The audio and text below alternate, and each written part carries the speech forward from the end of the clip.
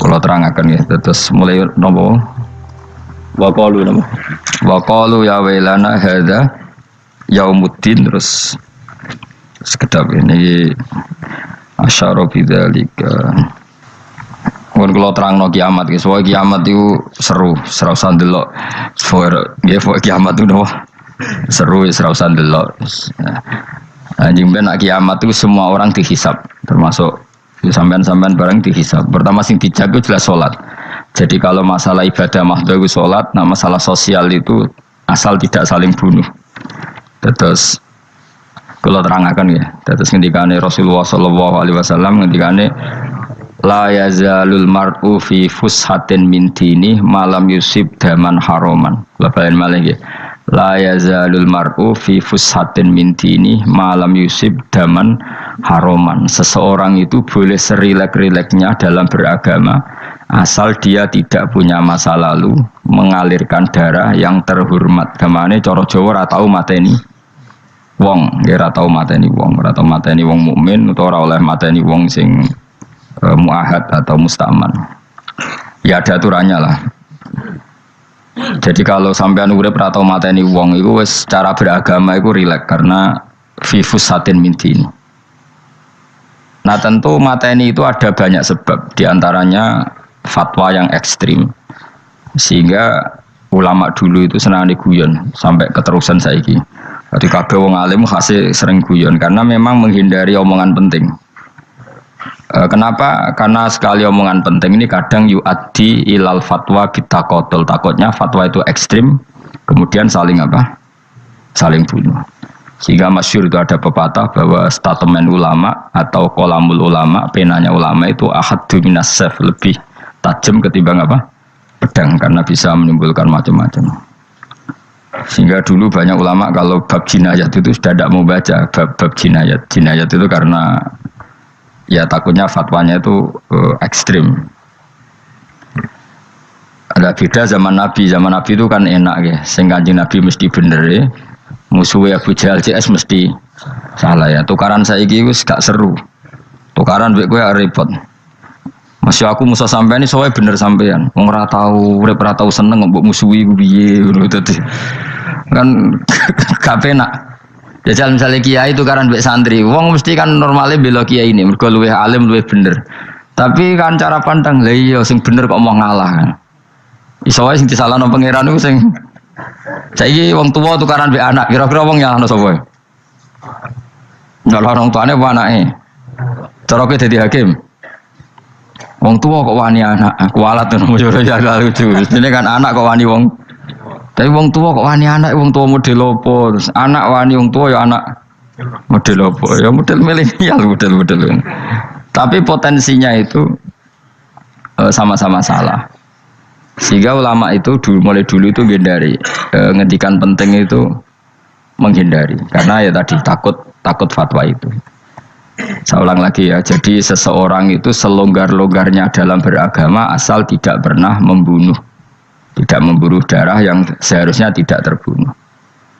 Terus kalau masalah ibadah itu Allah ngambilnya sholat. Awwalu ma yuhasabu bil mar'u napa? As-sholat. Pertama yang dihisab itu sholat. Jika sholatnya lolos, maka hisab yang lainnya napa? Ringan. Ya pun ngoten. Terus ada hisab-hisab yang iku lho waca, mungkin sampean iso ngantisipasi hisab. Nah, jadilah tazulu qadama Adam atau qadama ibni Adam yaumal qiyamah hatta yus'ala an arba'in.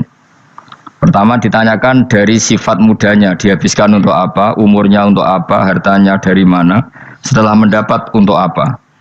Terus wa an ilmihi madza amila bihi, terakhir setelah mendapat ilmu itu apa yang dia perbuat. Mulane ada orang tua ilmu tidak ditakoki wae pangeran ora apa-apa takoki. Ilmu iso nglakoni, mboten gadah ilmu ya Gusti. Terus serepet sampeyan. Dunya mboten gadah dunya. Lha apa ning dunya nggih ngentosi mati sing aman apa? Sebab itu orang fakir itu masuk surga lebih cepat timbang orang kaya kacek pinten 500 tahun ketakoki. Dia apa mboten gadah napa-napa. Iso ngaji mboten.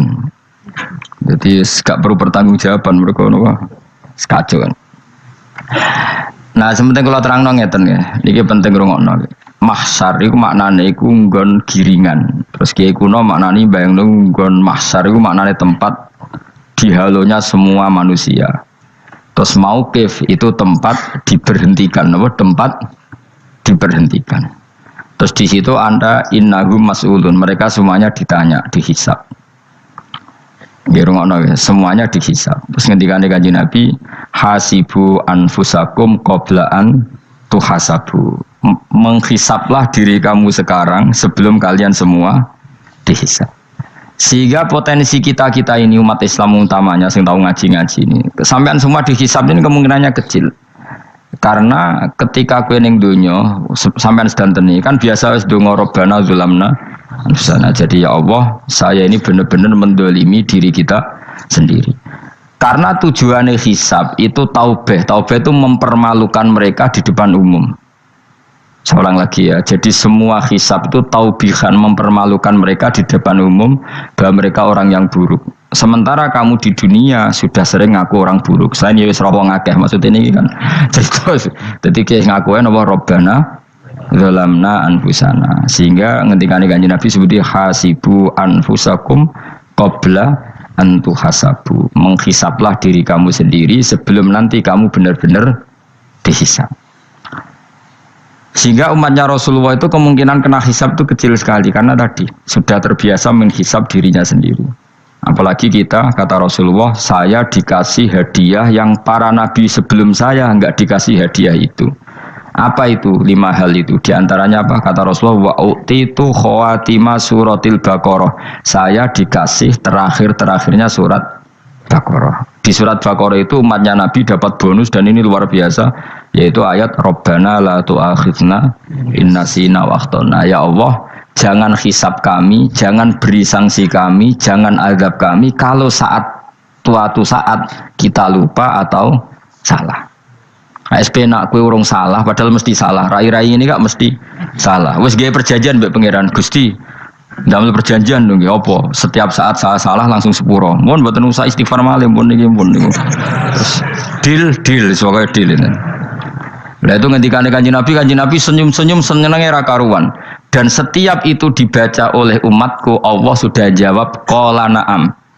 Jadi Rabbana la tu'akhifna in nasina aw akhtana. Terus qala Allah menjawab na'am.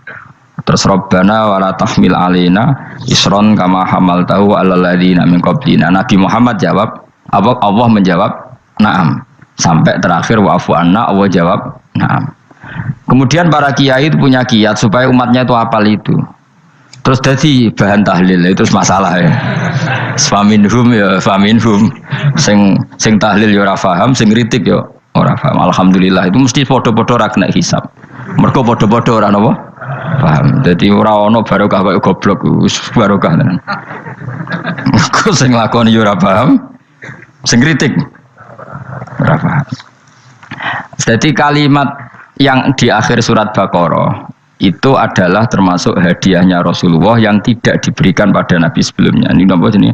Utitu khawatima suratil Baqarah. Saya dikasih akhir surat Baqarah. Gini, ku setiap doanya umat Nabi Allah jawab napa? Naam. Jadi ya Allah, la tu'akhidna, jangan kasih sanksi kita innasina au akhtona. Allah jawab naam. Itu satu. Terus kedua, umatnya Nabi itu kalau dosa itu tidak perlu prosedurnya harus istighfar. Banyak amalan yang menjadikan diampuni. Misalnya kafaratul majlis itu lafadznya enggak istighfar. Subhanakallahumma bihamdik misalnya. Dan banyak imatatul adza anit thoriq. Misalnya Nabi pernah cerita ada seseorang yang nakal, kemudian gara-gara menyingkirkan duri di jalan yang ganggu orang lewat, kemudian Allah memaafkan. Ada yang dimaafkan karena ngombeni anjing, macam-macam lah. Kemudian ngombeni santri, macam-macam. Sehingga potensi kita dimaafkan itu tinggi sekali karena ada sekian amal yang itu menjadi sebab ridhanya Allah Ta'ala. Malah kalau dalam dunia wali itu ada seorang wali mau ngarang kitab, kemudian tintanya itu diminum lalat, dia membiarkan tinta itu sampai lalatnya sampai kenyang, kemudian gara-gara itu dimaafkan oleh Allah Subhanahu Wa Ta'ala. Banyak sekali. Sehingga potensi kita dimaafkan tinggi. Terus turus, dadi orang ngrasani wong enggak macam-macam lah. Iku ya insyaallah disepuro pengiran. Dadi ana wali mergo kakean apa? Turu ditakoki, "Kenapa kowe kok ora turu wong wali? Mboten siap roh donya, Gusti." "Kenapa?" "Donya wis rusak tok, patok mboten roh Gusti." Lah iku ya mari swarga napa? Ya swargane wong turu ya kira-kira tok. Tapi jadi umat Nabi itu luar napa? Luar biasa. Makanya saya yang heran nih kalau ada orang alim bikin gerakan terlalu tenanan itu keliru, biasa mawon. Turu ku ya ibadah, wae agar gak zina, gak maling, wae agar gak nglakoni dosa gedhe ini sanggep bae napa? Ibadah. Karena tadi Rabbana la tu'akhidna in nasina wa akhtana. Terus Allah jawab na'am. Sehingga kiai-kiai itu takut orang itu lupa terus dimodifikasi sedemikian rupa jadi wiridan. Tapi alhamdulillah kok banyak yang kritik. Jadi ya biar seimbang loh. Seimbang apa ya alam demokrasi. Jadi kalau lagi kecewa ambek sing kritik mergo insyaallah rapati paham masalah usul ini. Karena satu-satunya cara supaya orang paham tuh pancen yo dijak latihan bareng-bareng. Gak ngono wis malah ra paham blas. Ya tapi tadi ya semua itu resiko. Zaman Nabi Sugeng ana ibadah sunat dilakoni terus Nabi yo duka, kuwatire dianggap wajib. Tapi nek ora dilakoni blas Nabi yo duka, wong sunat ora tau dilakoni. Jadi sudah alhamdulillah sekarang ana sing ngritik, ana sing setuju biar seimbang no. Wong padha ora paham wae napa? Padha paham. Padahal makna ayat itu luar biasa. Rabbana la tu'akhidna in nasina wa akhtana. Terus kedua, Rabbana wala tahmil alaina isran kama hamaltahu alal ladina min qablina. Ya Allah, jangan beri beban kami sebagaimana Engkau memberi beban kepada orang sebelum kami. Dulu itu kalau ada orang yang salah, itu harus dibunuh oleh orang yang tidak salah. Liyaqtulal bari'u minkum al mujrima. Supaya yang tidak salah membunuh yang salah. Sehingga ketika umatnya Nabi Musa menyembah anak sapi ijel itu, apa kata Allah? Fatubu ila bari'ikum faqtulu anfusakum. Kamu syaratnya tobat harus saling membunuh, yaitu orang yang terbebas dari dosa itu membunuh yang tidak dosa. Masyhur itu. Terus Allah mengirimkan mendung yang pekat terus gelap. Ketika gelap itu yang al-bari yang enggak dosa mengeksekusi yang dosa. Sekarang kan enggak, paling takam KPK. Berarti penjara mulai juga sisa korupsi jake. Jadi penak lah pokoknya zaman akhir itu penak. Pemenang saya KPK ini mulai disoal jadi aman lah. Sebut sing bener di. Aja nih sing bener ya pangeran. Misalnya rasa KPK lah nak takwa ya rasa korupsi. Kalau KPK dilemahkan nanti yang korupsi marah. Lah masih orang KPK lah nak di pangeran kan ya aman karena korupsi. Iku aneh-aneh wae. Iku wong mukmin kok bakas ngono. Pokoke sementing iku nek kowe wedi pangeran kan ora usah polisi, ora usah KPK, wis tetep ora usah dosa wong wedine mbek pangeran. Nah, kecuali ora usah pangeran ateis, lha iku masalah. Ya, tapi kan omongan ini gak populer, padahal bener. Nah, aneh. Jadi karep pemilu ngene, terbebas korupsi nek ana KPK, urip makmur nek ana menteri kemakmuran. Pokoke kabeh kuwi mbok gantungno pejabat negara. Mengene tau hitam jeblok, sak jeblok-jebloke. Misalnya rasa sejahtera, saya menteri sosial harusnya gini-gini. Ngono korupsi salah KPK, ngono ono keamanan salah polisi. Senengane nyalahno wong. Gue sekali-kali nganggo tauhid. Nah ono adab iku mergo dosa yang sudah kelewat. Ya tapi kan gak mungkin ngomong bernegara gitu. Tapi atas nama iman bahasa kita seperti itu. Kalau atas nama bernegara emang kita butuh polisi, butuh tentara, butuh KPK. Tapi atas nama iman ya tadi kalau kita diberi sanksi Allah itu rata-rata dari bima qaddamat yadaka itu pasti ada salah yang pernah Anda lakukan. Ya, tapi sudahlah ini zaman sudah seperti ini. Anut umumnya wong akeh. Kalau terang nomale masalah hisab ya. Hasibu anfusakum qabla antu hasabu.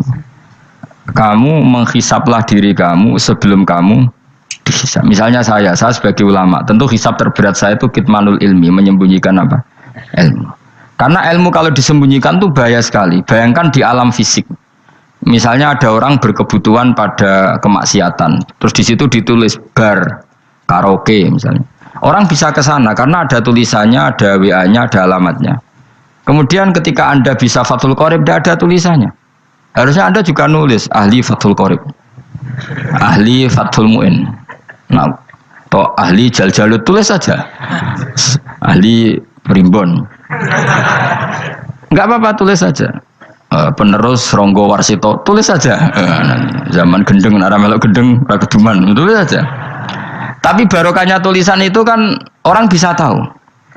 Makanya kenapa banyak orang sufi yang sudah menyembunyikan diri, anaknya nakal-nakal karena dia disalahkan Allah karena menyembunyikan ilmu. Saya itu orang yang senang tertutup kecuali masalah ilmu. Saya mau mengajar terbuka seperti ini. Karena tadi awal dari dikenalinya kemakrufan adalah dimaklumatkan. Awal dari dikenalinya keburukan juga karena dimaklumatkan. Betapa celakanya kalau kemungkaran dimaklumatkan sementara kebenaran tidak dimaklumatkan. Makanya Mbah Mun itu sampai berfatwa, Mbah Mun guru saya itu. Nah, ono masjid ora ono menarane Mbah Mun duka. Masjid kok ora ono menarane, wajib ono. Dulu saya iskal kenapa menara jadi wajib. Tapi setelah saya tambah angan-angan, secara fikih jelas tidak wajib. Tapi coba bayangkan, misalnya ada bar lampunya tinggi, orang dari jauh tahu itu bar, sehingga kalau mau maksiat misalnya ingin ke sana. Sekarang misalnya masjid gak ada menara, ada orang ingin sholat, ono masjid tahu orang. Tapi baru kayak ada menaranya kan, tahu. Intinya semua kebaikan itu harus dimanarohkan. Makanya manaroh itu dari kata nur, dimenarakan, dari kata nur, dari kata dicahayakan, dimaklumatkan. Sehingga mulai dulu lama itu meskipun humul itu menyembunyikan diri. Tapi kalau masalah ilmu mereka membuka diri. Loh, coba kalau misalnya ngaji seperti saya ini, saya tidak terang-terangan jadi orang alim. Sebetulnya nggak baik. Kalau kamu ujub, sombong, aku orang alim itu tidak baik. Tapi kalau kita kan tidak karena ujub tadi, harus memaklumatkan. Coba berapa bapak-bapak yang tertolong nyari bidan ketika istrinya hamil, gara-gara tulisan karena yang nolong itu bidan, ya kan, dokter gigi. Atau kalau nggak dokter, ya ahli gigi. Ahli gigi itu yang dipasang tanpa medis itu. Nggak kamu menjadi tahu karena apa coba? Tulisan kan. Tapi kenapa kebaikan tidak seperti itu? Harusnya sampean ya tulis saja. Misalnya sampean nggak alim saja, maklar orang alim. Siap menyalurkan ke tempat-tempat orang alim. Coba TKI tenaga kerja itu. Mereka tahu Korea, Hongkong karena tulisan penyalur tenaga kerja. Tulis saja rumah kamu penyalur ke orang alim. Nanti antar ke berduaan.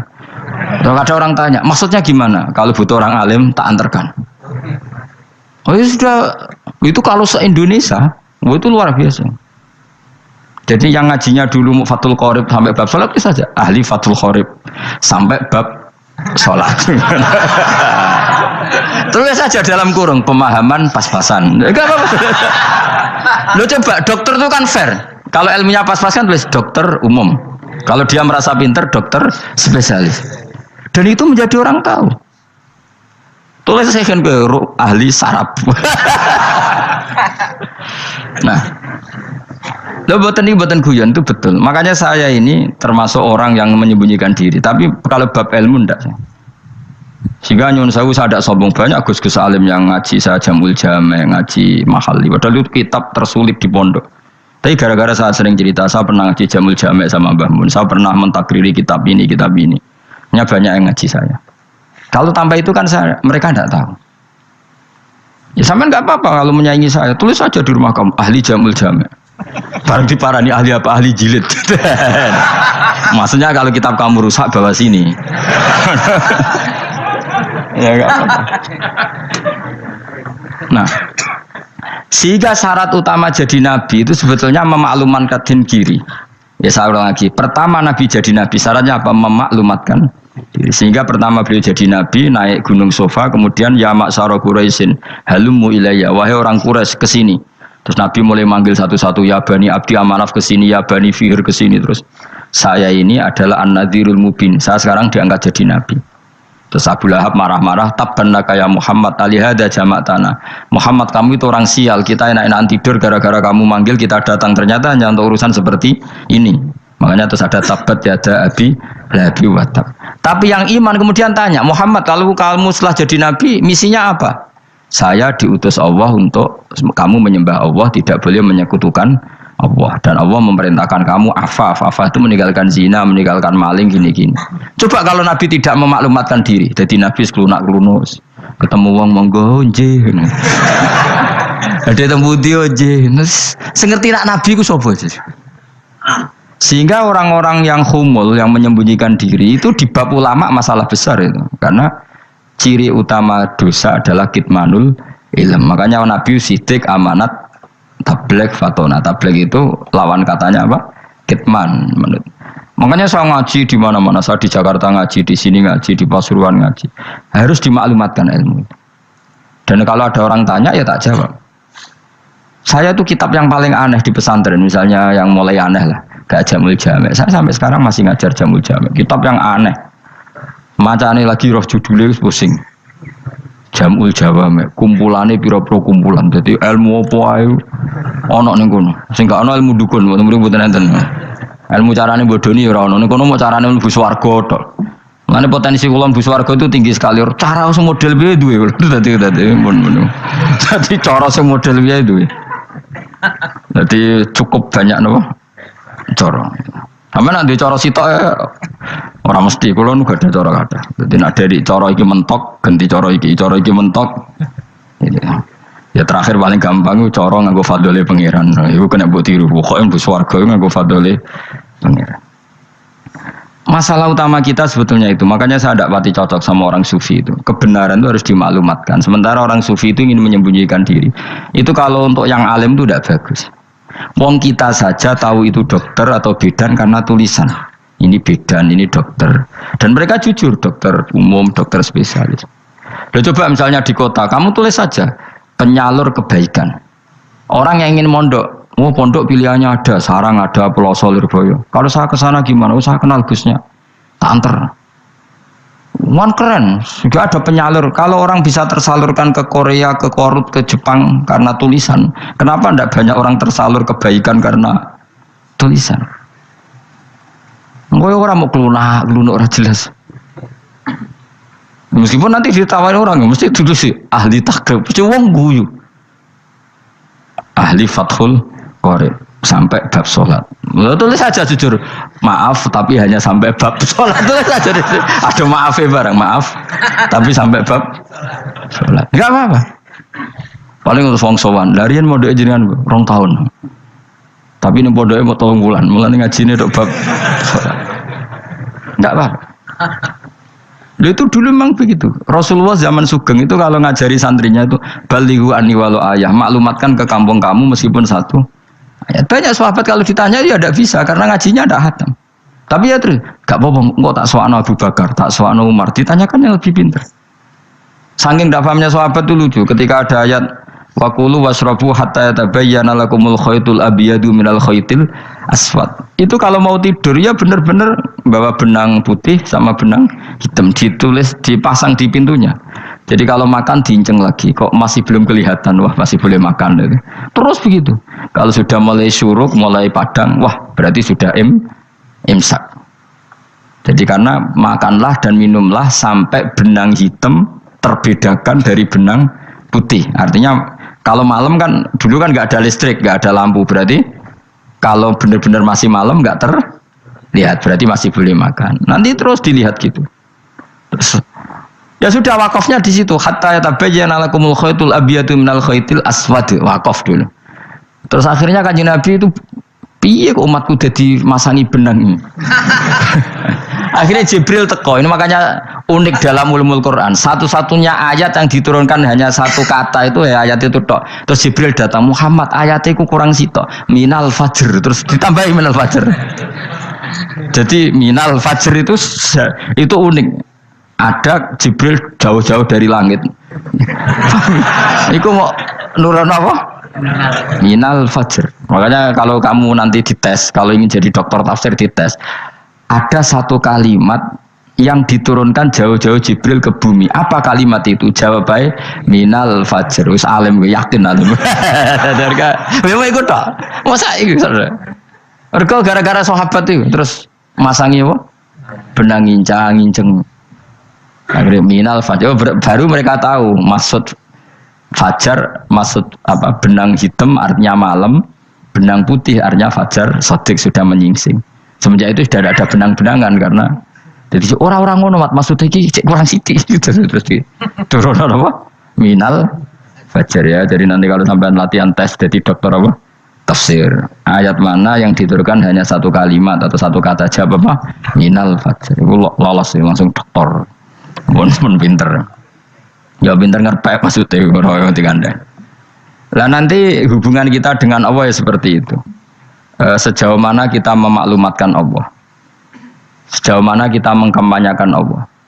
Saya berkali-kali bilang, saya kemarin kan di Korea itu sebetulnya saya yakin hanya doa saya. Saya sering berdoa, ya Allah, Engkau dipuji di langit dan di bumi. Lalu kalau di bumi ateis, itu caranya kayak apa? Dulu saya itu terobati karena Uni Soviet setelah persemakmuran banyak menjadi negara Islam. Berarti itu bukti bahwa Allah pun dipuji di bumi Uni Soviet. Lalu yang kayak Korea kayak apa? Ternyata betul Koreanya tetap ateis, tapi gara-gara diserbu wong Indonesia. 49.000 wong Indonesia ning Korea Selatan. Iku mbok gawe sing salat separuh, iku cek pira?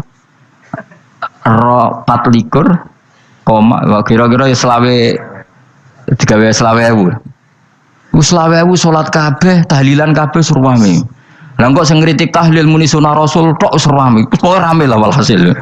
Kita tahlilan wah itu enggak ada hadisnya. Gak apa-apa sing penting muni hadis sing sitok tahlil muni hadis ya ibadah, tahlil ya ibadah. Mbok lah soal kok bener ding totalan guri sing penting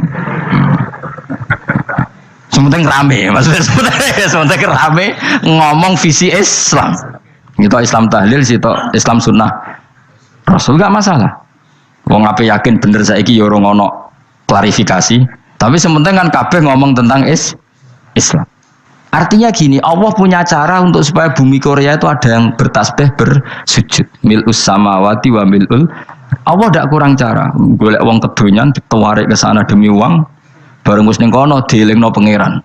Segawe masjid, kontrak masjid macam-macam lah, masjid kontrakan ning Korea. Nang kene ra ono masjid. Pusing. Saya pernah ngisi di satu masjid itu gambare pintu gerbangnya bukan salib kan. Ternyata tingkat 1 itu gereja, tingkat 2 bar, tingkat 3 masjid. Kadang ya kebalikan, masjid, bar, gereja. Satu gedung. Jadi malaikat saya tidak tahu lewatnya gimana itu kan. Saya nggak tahu itu cara lewat gimana. Karena malaikat bagian rahmat itu nggak bisa dia lewat salib. Ya. Tapi dia harus menulis ganjaran yang sholat. Nggak tahu saya lewatnya dari mana karena itu. Ya tentu dia punya cara lah, tapi yang jelas ya agak bingung ini gimana. Itu pernah yang tingkat 2 itu bar pas aktif. Ada santri yang ya pekerja imannya pas-pasan. Kalau nanti wis badhe Jumatan, mlebu bar pas aktif wae wong ayu. Meh wera Jumatan. Mergo mau tingkat 2 bar, tingkat 3 masjid. Itu ono khutbah yang barnya tetap main, ada bar yang masjidnya tetap khutbah. Itu masuk bar. Jumatan apa ning kene wae.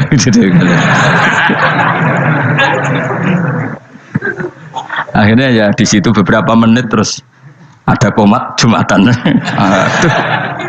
Dosa ta Gus ini. Ya aku muni. Ya segelem Jumatan wae apik. Wong mesti dilakoni kok takok dosa ta Gus. Oh raimu kadung lakoni kok takok. Artinya gini, Allah punya cara untuk menyebarkan Islam di Korea. Sama seperti Allah punya cara untuk menyebarkan Islam apa? Di Indonesia. Dulu orang Gujarat, Punjab, ya sejarah ini menurut saya ya tetap sebagiannya benar.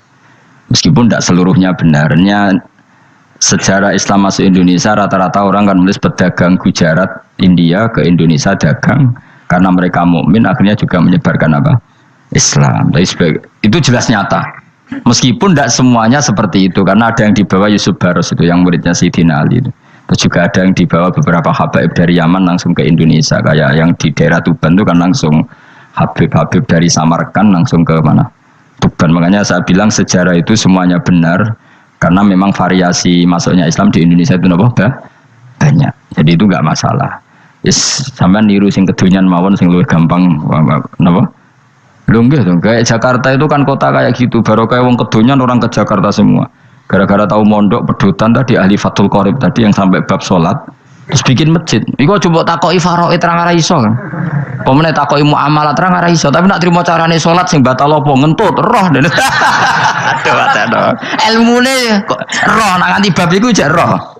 Sing batal sholat apa jek roh den. Ngentut nyekel wong wedok jek roh. Tapi mbok aja takoki sing detail apa? Cara mengenali kiblat dengan hisab yauma rasdil kiblat wis ora iso. Atau nganggo komputer itu loh. Nganggo jam nganggo kompas. Padahal ana ilmune yauma rasdil apa? Kiblat. Di bulan tertentu, hari tertentu itu nanti matahari tepat di atas Ka'bah. Serang arah iso, nak ngono niku serang arah iso. Ya saya ulang lagi ya. Jadi kesalahan kita adalah kebenaran itu kita sembunyikan. Padahal awal dikenalnya Islam itu lewat i'lam. Fasda bima tu'maru. Kebenaran harus dimaklumat. Tapi problemnya Islam Indonesia tuh kadang humul tuh bangga. Enggak dikenal orang itu bangga gini-gini. Oke lah, kalau yang enggak, saya sendiri ya suka humul. Sampai sekarang saya suka humul. Saya sampai sekarang enggak suka tamu. Bukan karena benci tamu, ribet. Maksud saya kalau sowan kiai ya ngaji saja, ora usah sowan. Oh ribet. Ya lucu kan, seneng Gus Bak jare wong alim. Terus senenge mau sowan tok ngaji ra gelem piye karepe. Wong kok aneh. Iku berarti kok karo kowe seneng dokter, konsultasi obat ra gelem tapi ngajak jagongan. Dok, jenengan tiyang pundi? Jenengan manggen dalem mriki mulai tahun pinten? Lah ya kowe takok dokter kemalan. Mesti nek kowe takok laram apa, obate apa kok malah kenalan. Pindah Jogja tahun pinten, Dok ya? Dan jenengan kawin mriki tahun pinten? Lha wong jare Gus Bae wong alim kok sowan ngono. Jenengan kelahiran tahun pinten, Gus? Zaman dinosaurus. Wong alim kok takoki lahir iku piye karepe? Susah tak gak takok pisan matiku kapan, Om. Coba betapa naifnya kita kalau kita suka dokter, terus kemudian kamu takok, Dok, kelahiran tahun pinten jenengan? Aneh gak? Nak kowe seneng dokter mergo mau konsultasi berobat ya ngomong saja apa yang kamu butuhkan. Aku seneng wong alim yo ngaji titik. Nah, kowe misalnya seneng artis, delok konser artisnya takok kelahiran tahun piro. Gak penting artis ayu mbok delok seneng wis udah gitu aja. Ora wong alim yo ngono ngaji seneng. Yang kadang wong Jawa lucu, seneng wong alim sowan terus takok-takok. Aneh, iku dudu obat ngono, yakin ngono. Maksudnya bu sing profesional, maksudnya sing rontok bener sidik lah, jadi wong aja bener nemen-nemen gak mungkin wis pokoknya bener sidik-sidik. Makanya kemarin ngaji apa Nasoih Libat kan gitu, mujalah satu ulama artinya apa? Fi majlisil ilm, ketika ngaji, ora kok mujalah satu ulama utawa sowan matekno wong ngene terjauh. Kulo termasuk kiai yang kampanye ini. Soalnya termasuk kiai terkenal tapi sing tamu kulo rapati kathah. Iku jaga masyaallah tenan wis. Muga-muga rodok tobat sithik-sithik maksudnya. Maksudnya ya sudah lah. Ya tadi hubungan wong alim ya sudah ngaji. Kalau hubungan sama dokter ya tanya konsultasi apa? Medis. Kan lebih enak. Nah, hubungan mbek dukun wis takok wis. Mbah niki menyangking pundi. Kok jenengan dermemel nglafadzno apa sing kalimate sing jelas kena apa nak dermemel mandi nak jelas kok ora mandi ku piye takono aku yo guru pun mbek dukun wong kalimate ra jelas kok mandi nak jelas gak mandi kok nak jelas kita bodoh ini ayo guru mantra iku mesti gak wae rungokno tenanan kalimate terus ra jelas dukun-dukun dulu. Lho kok mandi, nak jelas malah mandi. Mandine tenan ora ya ora. Ya saya ulang lagi ya. Jadi sebab itu di Quran sering ada kata i'lamu, kenalilah, ketahuilah. Jadi awal dari agama ini adalah harus tahu. Maka menyangkut harus tahu ini lalu Allah bikin media. Media itu apa saja.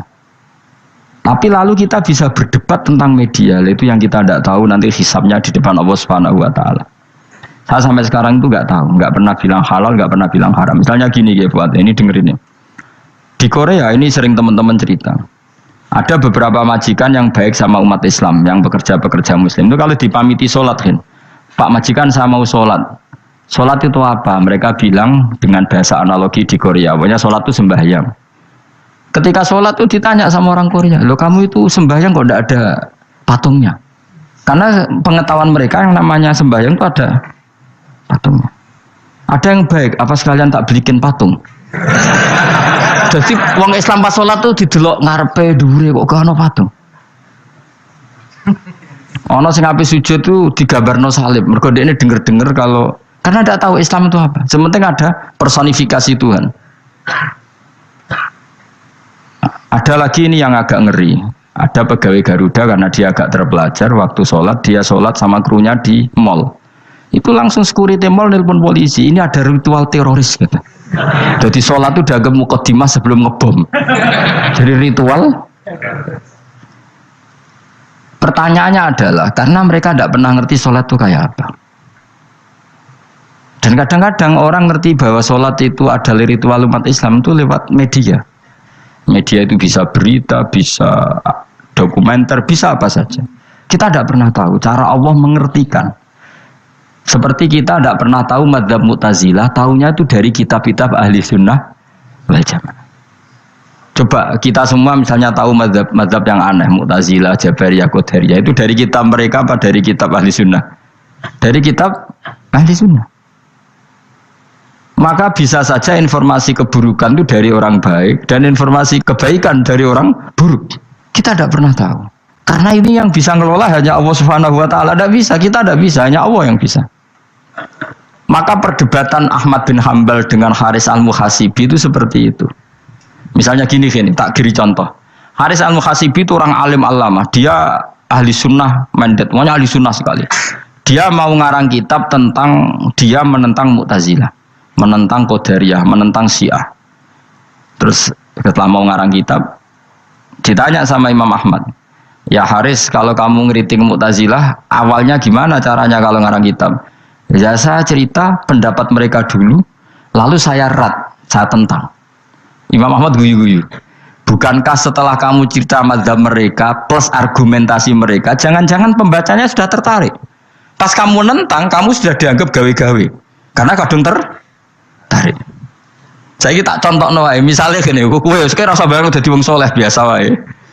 Aku ana gambar wong wedok montok tak tulis, hindari ini. Kira-kira dia maca hindari apa gambare? Enggak jawab ya, kira-kira lho. Sing mbok nikmati kata hindari apa? Sing mbok eling-eling kalimat hindari apa gambare? Kira-kira. Padahal tulisannya apa? Hindari bahaya ini. Bahaya ndi terus didelok. Terus sing dieling-eling ora hindarine tapi sama. Pendapat Mu'tazilah itu ada yang menarik. Misalnya gini, menurut Mu'tazilah, seseorang masuk neraka ya karena amalnya, masuk surga ya karena amalnya. Apa artinya kalau masuk surga karena fadli Allah? Lalu gunanya amal apa? Mungkin pembaca kan tuh, wah ini proporsional ini. Gak ada ahli sunnah, jadi bus warga mereka fadli pangeran. Kok enak? Lalu gunanya amal apa? Padahal dia tahu pendapat Mu'tazilah itu dari kitab itu, kitabnya orang ahli sunnah. Gak pernah tahu kita. Ya saya ulang lagi. Itu kan ibarat kayak KUHP. Kamu baca KUHP draft, terus kamu cocok. Kamu mesti nyalahkan yang demo. Atau baca buku selebaran orang demo, kan terserah kamu. Kamu kan punya akal, kan tetap milih. Tetap milih. Problemnya kata Imam Ahmad itu, ketika kamu menceritakan pendapat Mu'tazilah, bisa-bisa orang itu kadung tertarik. Ketika mulai kamu tentang, orang itu gak tertarik sama penentangan kamu. Berarti kamu ikut menyebarkan Mu'tazilah. Sama seperti tadi, gambar perempuan yang agak jorok tadi, sebetulnya tak tulisi kata hindari. Padahal Rukin gak tahu, eling wong wedok gara-gara tak kei gambar hindari bahaya ini, malah jadi eling. Orang eling tulisannya eling. Nah hakikat saya ini penyebar kata hindari apa penyebar gambar itu? Coba. Lalu status saya ini pengedar gambar itu apa pengedar kata hindari? Iya yang mengedarkan kata hindari tapi yang mengedarkan. Nah sama sekarang pertanyaannya, kalau kamu ngarang kitab anti Mu'tazilah itu sebenarnya pengedar mazhab Mu'tazilah apa penentang? Ya pengedar juga karena umat tahu dari kitab kamu. Dong toh? Lah ya mulane ku dadi perdebatan, mergo kaya iya kaya ora. Juga tuh gale gini misalnya, kamu jangan milih presiden yang dari militer, itu pasti keras, tegas, terus kaku. Ternyata pembaca itu wataknya militer, lu cari yang begini, pusing kan kamu. Agak suka presiden sipil, nggak tegas. Padahal kamu nulis itu untuk menggiring orang milih presiden. Jangan milih yang militer, pasti tegas, nggak demokratis, nggak nerima pendapat. Ternyata pembacanya suka saya punya pemimpin yang tegas. Habis kamu kan? Yang tahu hati orang itu siapa? Makanya ketika kitab ahli sunnah dipenuhi dengan cerita-cerita madzhab Mu'tazilah, itu sebetulnya kamu itu pengedar apa penentang? Itu pertanyaan Ahmad bin Akhirnya Imam Haris Al-Muhasibi bilang gini, enggak maksud jenengan itu ngelarang apa dukung. Pokoknya mergo mangkel. Dari Imam Haris, yo aku pokoknya ngomong ngono ae pokoknya. Terus akhirnya Imam Yus nang ngoten ketoke arahe jenengan mboten sedo ngarang. Makanya Haris Al-Muhasibi akhirnya enggak mengarang kitab itu. Dia sebenarnya pernah rencana Kitabul Firaq fil Islam. Dia mau ngarang kitab kelompok-kelompok dalam Islam. Ya coba mau apa coba? Misalnya kamu bela tahlil, nasibnya juga seperti itu. Hujahnya tahlil, ini. Terus hujahnya penentang tahlil. Yang bisa mengendalikan pikiran pembaca siapa? Ternyata dia tertarik sama pikiran penentang. Lucunya yang menceritakan kamu, pengagum tahlil. Kan tidak pernah tahu. Mana nak cari ceritanya Mbah Mun itu lucu. Mbah Mun itu mondok Lirboyo. Itu di Bandar Kidul akeh wong ayu. Itu dulu babahnya Mbah Mun itu ada yang suka orang sana sampai nikah orang sana juga pulang ke sarang. Itu diantara mbah-mbahnya Mbah Mun. Suka perempuan sana terus nikah sana nggak pernah pulang ke sarang. Nah, Mbah Mun itu lahir dari adiknya, pokoknya dari keluarga, dari saudara yang nggak pernah pulang dari Bandar. Diwasiati mun nak mondok jogeman dolan di Bandar Kidul. Akeh wong ayu. Akhirnya malah penasaran. Justru kalimat itu yang menjadikan maksudnya aku ajune nganti sepiro kok nganti mbahku katut kan malah akhirnya penasaran. Lalu kata Mbah Mun tak angen-angen bener Imam Ahmad bin Hambal. Maksudnya itu kalimat itu pancen ribet. Kalimat itu ribet pancen. Coba milih mana coba? Jong ojo geman moro pasar opo lah nang daerah kono. Ono opo? Bahaya kan. Gara-gara kamu melafatkan itu malah orang penasaran. Di sana ada bareng delok ning kono, yo nak terus mulai nak ora. Nah, makanya pertanyaannya, pengarang buku juga kena hisab karena sebetulnya apa yang dia tentang orang lain menjadi tahu karena ceritanya dia. Coba kamu ngarang kitab saja yang anti Syiah atau anti Mu'tazilah atau anti Murji'ah atau anti otoritarian, mesti pembaca itu nggak bisa kamu kendalikan. Nah, itu juga rawan hisab, makanya berat. Pokoknya walatus aluna yauma idzin anin naim, semua itu nanti dimintai tanggung jawab oleh Allah Subhanahu wa Ta'ala. Karena kita tidak pernah tahu. Akhirnya Haris Al-Muhasibi gak ngarang kitab. Imam Ahmad itu tidak punya karangan kecuali riwayat Musnadu Ahmad bin Hambal. Kalau ada 14 juz. Dia tidak punya karangan. Ketika ditanya, saya takut membuat hal baru dalam Islam. Karena karangan itu kan mesti melogikakan hukum. Sementara Allah tuh kadang nggak butuh dijustifikasi seperti itu. Jadi cara kitab usul fikih ini, sama tak bedai. Mungkin nggak Allah menyuruh kamu ngangkat gunung Merapi tanpa alat? Nggak, jawab saja. Latihan pinter. Mungkin nggak Allah menyuruh kamu disuruh ngangkat gunung Merapi? Mungkin nggak? Mungkin apa enggak? Nah, itu ulama usul fikih berdebat. Ada mengatakan tidak mungkin. Karena Allah tidak akan memerintahkan sesuatu yang tidak dimampui mukhatab, yang tidak dimampui manusia. Masuk akal. Kaul kedua mengatakan mungkin, butuhnya Allah itu mau wong muni yotok nurut. Senajan to gak mungkin. Ayo Hen, Gunung Merapi angkat Hen. Nggih Gusti, siap. Langsung melayu mara. Muwi Allah wis seneng wah nurut aja iki. Tapi ya kemungkinan cek goblok ora takok sik. Kita kan tidak pernah tahu, makanya ulama ini debat. Kira-kira nak Hen, Gunung Merapi angkat. Potensinya kan dua, kue langsung melayu apa ngangkat. Potensinya kan, kok goblok kayak ngono rata kok. Bicarane kok. Tapi ya mungkin dilembek pangeran. Cek nuruti, ora paham-paham lah melayu. Ki milih ndi? Status ngene iki nurut apa goblok? Jawab, nurut apa goblok? Ya nurut goblok. Ya coba ngono lah. Kita tidak pernah tahu. Mulane tetap pada akhirnya kita itu wain adri. Kita tidak pernah tahu. Tapi kita tahu bahwa semua ada hikmahnya. Makanya kadang orang alim itu bilang saya alim, kadang bilang saya tidak tahu. Maksudnya kita tahu Allah memerintahkan pasti ada hikmahnya, tapi kita tidak tahu maksudnya apa. Ya sudah seperti ini. Akhirnya dunia ya sudah seperti ini. Ya kadang ngerti, kadang nggak ngerti. Ya sudah biasa ya. Kalau kita tak tahu sesuk isih urip to orang. Mungkin jawab ya. Munir roh iku nyatane yo koyo roh. Munir roh yo ora roh nak mati. Mulane sudah. Kadang takoki sesuk iku jeng yo ziarah nggih, Mbah. Tapi kadang bawa alam, Mbah, insyaallah. Ya karena memang ya nggak pernah tahu. Karena apa ya? Terserah kena diterang dong. Lalu kalau niku gak ada kitab-kitab perdebatan ulama, nak gejol-gejolkan ngoten niku. Saya ulang lagi ya. Kalau kamu mengarang kitab menentang pendapat Mu'tazilah, itu artinya kamu menceritakan pendapat Mu'tazilah, lalu menyebarkan kesalahan mereka. Pertanyaannya, pembaca pertama kali tahu pendapat Mu'tazilah gara-gara cerita kamu. Itu sama. Pembaca tahu gambar perempuan gara-gara edaran kamu. Meskipun kamu menulis hindari, tapi kan menjadi tahu. Kamu berarti penyebar kata hindari apa penyebar gambar? Apa penyebar kata hindari? Itu ibarat kayak gini, ada anak kecil baru umur SMP kamu nak hindari narkoba. Bentuknya kayak ini loh nak.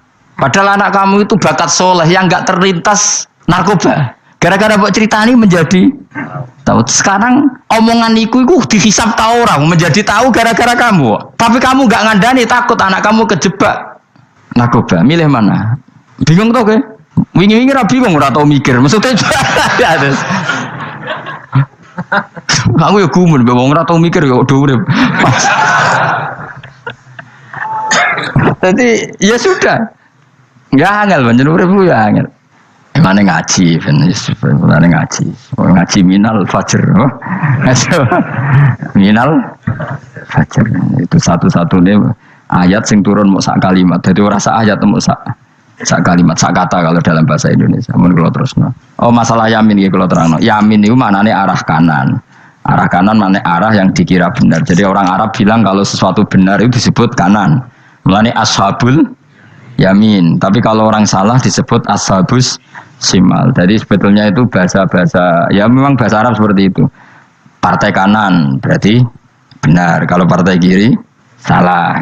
Tapi sekarang katanya ada wasatiyah, tengah-tengah. Ya saya malah bingung tengah ning ndi. Tapi nah istilah Al-Qur'an itu jelas ada yamin, ada simal. Tapi kalau wasat itu bahasa sosial, tapi ya sah, bahasa itu juga sah.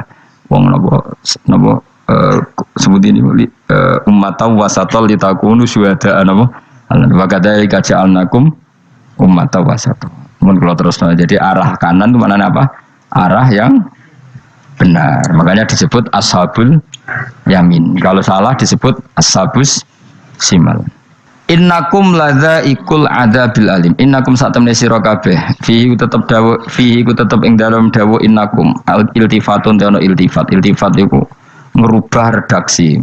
Mau kan tentang hum itu dhamir ghaib, tapi sekarang jadi dhamir mukhatab. Ladzaikul adzabil alim. Yektine wong kang bakal nyeksani, bakal ngrasakno siksa sing pedih. Wa mutzauna lan ora den wales sira kabeh ilama kecuali perkara illa jazaa kecuali wales perkara kuntum ono sira kabeh tak malu nang nglakoni sira kabeh illa ibadah wahil mukhlasin kecuali kaulane Allah sing ikhlas.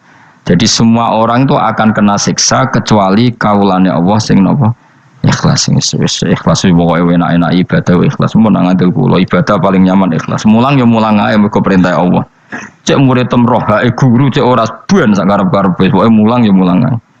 Sekolah nih, pokoknya mulang-mulang aja. Cek roh aku ora urusan, pokoknya mulang guys. Boleh ridane Allah, sebenarnya akhirat rakakan hisab ribet mikir manusia ribet. Pemane mikir hak-hakmu ribet. Turuti ora tau warak, serepot kabeh. Ben ngono dunya ben ngono. Nah dhewe mesti dianggep ae urip sedina-sedina. Sing ngongkon bayangno urip suwi kuwi sapa? Wa amali akhiratika ka annaka tamutu hoten. Lan kula nek di 200.000 tak anggap wage. Urip nganti sesuk dhuwit 200.000 cak aki.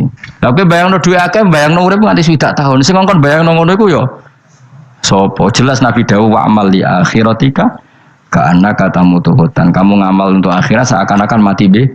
Jadi misalnya aku digedingi wong sak menaki, digedingi mbok sewengi enteng sesuk wis mati wae. Jebule cek urip. Ya anggap ae cek sesuk. Kan mau sedina-sedina ngitunge apa? Mulane anggere ana panitia ngundang aku pengajian pusing. Aja mbok undang saiki aku mari bingung. Pokoke nek sesuk acara bengi aku kandhani. Mboten Gus ben ana kepastian. Kepastian mbahmu ora melok duwe donya men kepastian namanya. Wong ora tau ngaji tauhid to namanya. Pas ya coba 2 bulan lagi disuruh bilang iya ben ana kepas. Sing iso ngatur donya sapa? Akhirnya tapi ini ben ana kepastian mbahmu manusa sing iso nontonno sapa? Pokoknya acarane Senin, aku kandhani malam Senin, aku ono ya iso wae lunga. Gampang kan? Tapi kan jantungan. Akhirnya golek kiai serep. Alhamdulillah ras itu. Terus kalau ngaji teng mriki wis pokoke umume iku akhir bulan wis ngono tok santai wis. Ya biasa wae. Ya pokoke urip ku anggap ae mesti wa amal li akhiratika ka annaka tamutu. Dan jadi misalnya damuk bojo ya ndang mesti dino. Sesuk wis mati lho. Boleh sesuk jauh urip diwamuk meneh. Paling sedina. Wis sedine mati, yes. Enggak suwe-suwe ra aman apa? Aman. Aman. Wani urip ngono. Jadi daftar wali, tahu warai ngono ora. Ikhlas ki ngoten carane ki salat ben nyaman. Ngendikane Rasulullah, "Sholli ka annaka sholatu muwaddi'in." Kowe nek pengen salat ikhlas, anggap bae iku salat sing terakhir dan kenangan terbaik kamu di dunia adalah tahu salat, tahu sujud. Juga salat tuh happy. Ya Allah ini sujud saat terakhir, ini rukuk saat terakhir. Seneng dadi salat. Salat kok ora. Sewantai kok salat meneh. Semua akhirnya awur-awuran. Lah nek ora dadi wali-wali aku kroso Kang, nek dadi wali ku ono ambune. Kita ora ono ambune semboyo. Maksudnya ku ora usah wali-wali papan atas, sing ringan-ringan ae, sementing ku bener.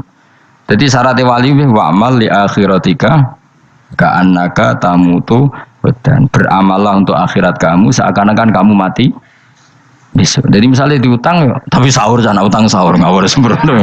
Contohnya aja utang, aja nak utang bahaya. Enak kan? Jadi kayak di masalah berat ya enteng. Wong urip mau napa? Sedina. Apa meneh aku luwih wali meneh, ora nganti sesuk malah. Setiap saat aku iso mati. Berarti nek di masalah kan lep sedilu. Cuma masalahnya kowe permanen bar mati tambah neraka. Lha kok aja sampe.